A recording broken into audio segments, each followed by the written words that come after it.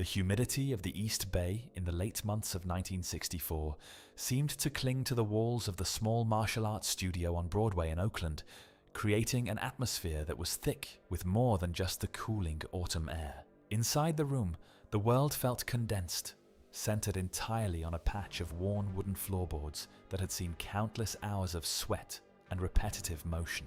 Bruce Lee was not yet the cinematic legend the world would eventually worship. He was a young, fiercely ambitious man with a sharp jawline and a gaze that seemed to pierce through anyone he looked at. He was a man who had begun to realize that the ancient traditions he had been raised with were becoming a cage, and he was determined to bar the doors of that cage from the outside. To the elders of San Francisco's Chinatown, this was an unforgivable sin. The tension had been building for months, a slow-burn conflict between the old guard of the Gi Yao Martial Arts Association and this upstart who dared to teach the secrets of the Chinese people to Caucasians, African Americans, and anyone else with the will to learn. It wasn't just a dispute over students. It was a war over the soul of the martial arts, a clash between the preservation of the past and the necessity of the future. The challenge had arrived with a formal, almost ritualistic coldness. A group of men, dressed in the dark suits and traditional attire of the San Francisco masters, had entered the school weeks earlier to deliver a scroll. It was a scene that felt like it belonged in a different century, an ultimatum that stated Bruce must either stop his inclusive teaching or face their best man in a private duel. If Bruce lost, his school, his livelihood, and his reputation would be forfeited. Bruce, whose temper was as legendary as his speed, hadn't hesitated. He saw the challenge not as a threat to be feared, but as a long overdue opportunity to demonstrate the inefficiency of the classical mess he so publicly despised. The man they chose to represent the tradition was Wong Jack Man, a practitioner of the Northern Shaolin style, a master of Tai Chi and Xingyiquan. Wong was the antithesis of Bruce. Where Bruce was compact, explosive, and modern, Wong was tall, elegant, and steeped in the long fist traditions of the North.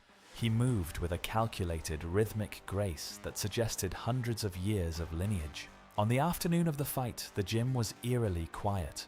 There were no cameras to record the event, no journalists to document the shifts in momentum, and no cheering crowds to fill the silences. The witnesses were a small, tense circle: Linda Lee, who was several months pregnant with their son Brandon; James Lee, Bruce's loyal partner and a veteran street fighter himself; and a few associates of Wong Jack Man, who had made the trip across the bridge.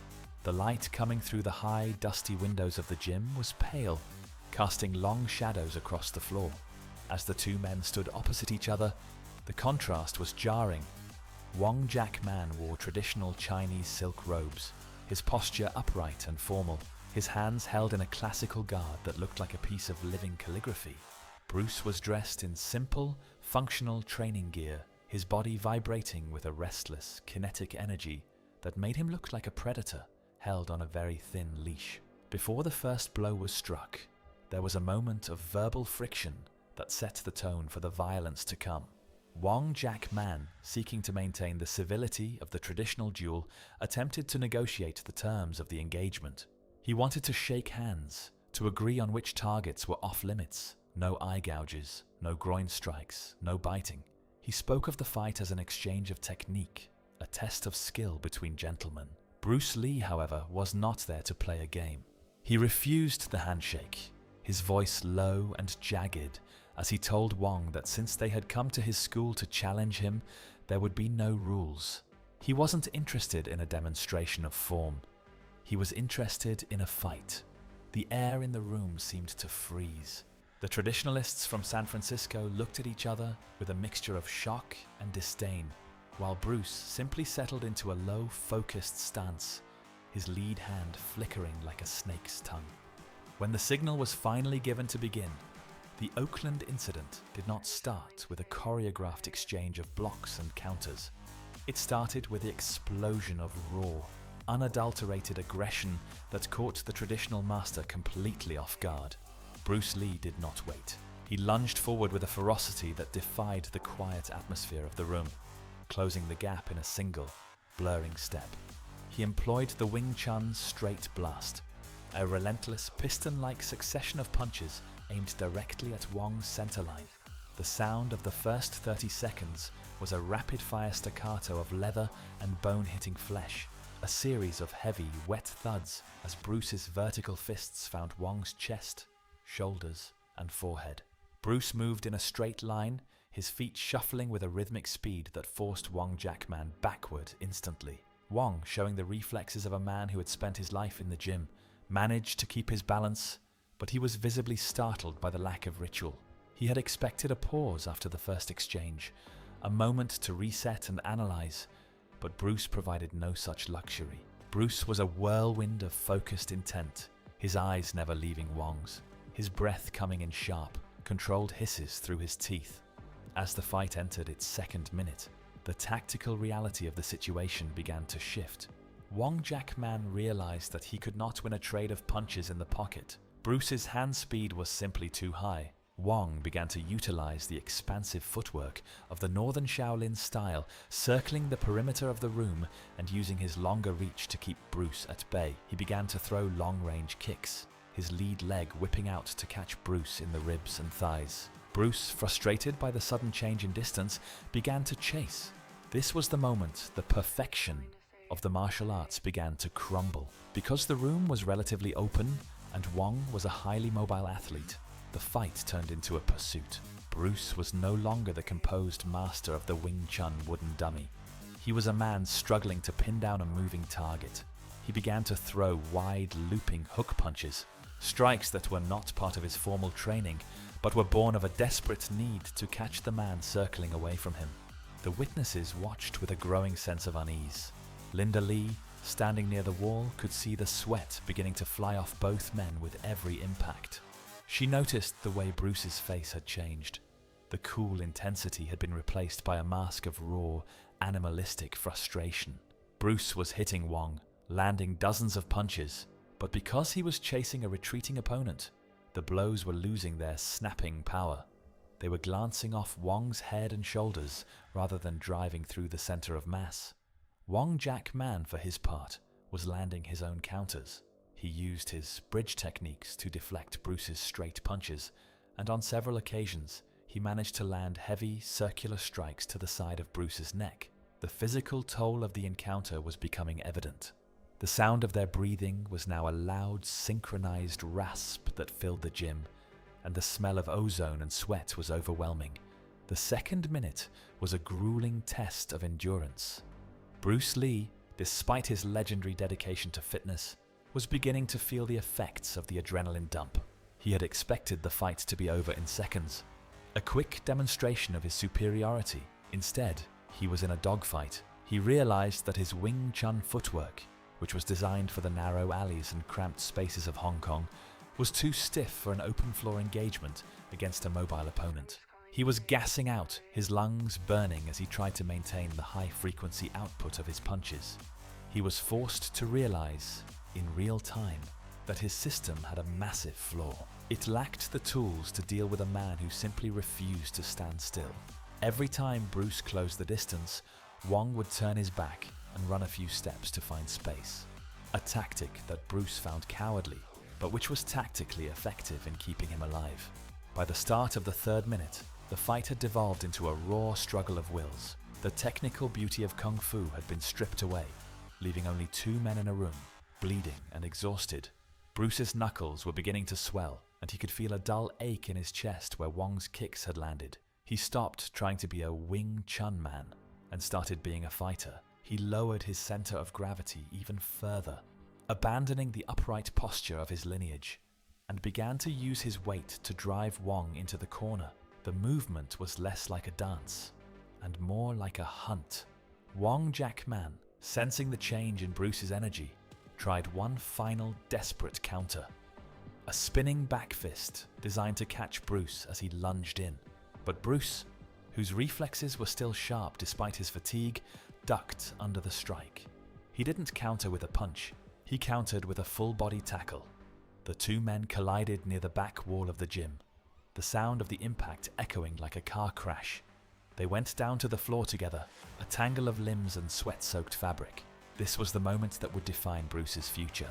In 1964, ground fighting was virtually non-existent in the world of traditional Chinese martial arts. But Bruce Lee's instinct took over. He scrambled on top of Wong, using his knees to pin the taller man's arms. He achieved what would later be known as the full mount, a position of total dominance. Bruce's hand went to Wong's throat, not as a strike but as a shackle, pinning his head against the hard wooden floorboards. The sudden stillness in the room was deafening. The only movement was the rise and fall of Bruce's shoulders as he struggled for air. He began to rain down short, hammer-like blows with his free hand, aimed at Wong's face. "Do you give up?" Bruce screamed, his voice cracked and raw with the effort of the last 3 minutes. He repeated the question in Cantonese, his face inches from Wong's. "Have you had enough? Do you admit it?" Wong Jack Man, pinned, exhausted and unable to breathe under the weight of the smaller man, looked up into the eyes of a person who looked like he was ready to kill. The traditional master, the representative of 500 years of Shaolin history, gave a slight defeated nod. "I give up," he whispered. Bruce held the position for 5 long seconds, his knuckles pressed against Wong's skin, before finally releasing his grip. He stood up slowly, his legs shaking from the exertion, and walked away toward the center of the gym without looking back. The associates of Wong Jack Man rushed forward to help their teacher to his feet, their faces pale and silent. They left the school within minutes, disappearing into the Oakland afternoon without a word of the rematch they had once threatened. The aftermath of the fight was not a celebration. When the gym was finally empty of everyone but Bruce, Linda, and James Lee, Bruce didn't raise his hands in victory. He didn't boast about his win. Instead, he sat down on the edge of the training floor, his head slumped in his hands, and began to cry from sheer frustration. Linda approached him, confused by his reaction, and asked him why he was so upset when he had clearly won. Bruce looked up at her, his eyes red and his face swollen, and told her that the fight had been a disaster. In his mind, he had failed. He told her that it took him 3 minutes to beat a man who should have been unconscious in 10 seconds. He analyzed his performance with a cold, surgical brutality. He told her his lungs were on fire because his cardio wasn't good enough for a real fight. He told her his punches were too weak because he had hit Wong dozens of times without a knockout. He told her that his style had trapped him, making him unable to adapt to the reality of a moving opponent. That night in Oakland was the birth of Jeet Kune, though the name would not come for some time. Bruce Lee spent the following hours and days obsessively deconstructing the 3 minutes of the duel. He realized that the traditional way of training was a lie, a collection of organized despair that only worked in the vacuum of a dojo. He began to lift weights with a fanaticism that was unheard of in the martial arts community, realizing that he needed more than just speed. He needed the explosive power to end a fight instantly. He started running several miles every morning, a practice he would maintain for the rest of his life, to ensure that he would never again feel the burn of exhaustion in the middle of a conflict. He began to study boxing, mesmerized by the footwork and the broken rhythm of Western fighters, and he integrated the fencing footwork of Aldo Nadi to give him the in and out mobility he had lacked against Wong. He began to strip away everything from his repertoire that didn't serve a direct functional purpose. He threw away the beautiful stances and the complex handforms. He realized that a fight is a living, breathing thing that cannot be contained within a style. He adopted the philosophy of being like water, able to flow into whatever shape the opponent presented. The Wong Jack Man fight was the catalyst for this transformation. If he had won that fight easily, Bruce Lee might have remained just another talented Wing Chun teacher in California. But because he won badly, because he felt the limitations of his own training, he was forced to evolve. He became a scientist of human combat, an iconoclast who destroyed the foundations of the old world to build a bridge to the new. For decades afterward, the story of the Oakland duel would be debated in martial arts circles, with various witnesses offering conflicting accounts. Some would say Bruce was the aggressor, others would say Wong held back out of a sense of traditional honor. But the truth of the event was written in the way Bruce Lee changed after that day. He stopped being a student of a system and became a student of reality. He realized that the most dangerous person is not the one who knows 1,000 techniques, but the one who has stripped away everything but the truth. The fight with Wong Jack Man was the end of Bruce Lee the martial artist, and the beginning of Bruce Lee the philosopher of combat. It was the moment he realized that victory isn't found in the medals or the accolades of the masters, but in the ability to look at one's own failures and have the courage to burn them all down and start again. The Oakland incident remains the most important 3 minutes in the history of modern fighting, not because of who won, but because of what was learned in the sweat and the blood of that small, dusty gym. It was the day the world of martial arts finally grew up,